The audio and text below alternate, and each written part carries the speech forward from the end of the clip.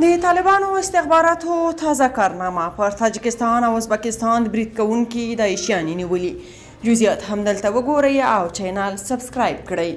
طالبانو د تاجکستان او ازبکستان پر خاوره د بریدونو په تور د داعش غړي نیولي.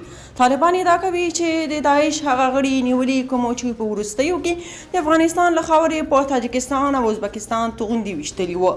طالب ویاندویانو رسنۍ ته استول شوې خبرپاڼه کې چې یوه کاپي ازادۍ راډیو ته هم رسېدلي لیکلي دا کسان یې وړمه شپه د کندوز د امام صاحب ولسوالۍ په قغنجه سیمه کې نیولي دي.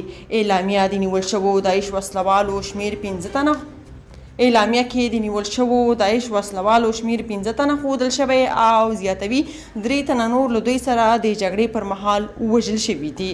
طالبانو د نیول شوو کسانو د اعتراف ویډیو هم خبره کړې ده. وایي له دوی سره یې وسلې او مهمات هم نیولي، خو داعش ډلې په دې اړه څه نه دي ویلي. یاد کسان وایي چې مقاومت جبهه او داعشیان یو له بل سره نږدې اړیکې لري. تر اوسه 2 ځله ادعا شوې چې د افغانستان له خاورې د ازبکستان لور ته توغندي ویشتل شوي چې یوه پیښه د ازبکستان د حکومت لخوا رسما تایید شوې ده.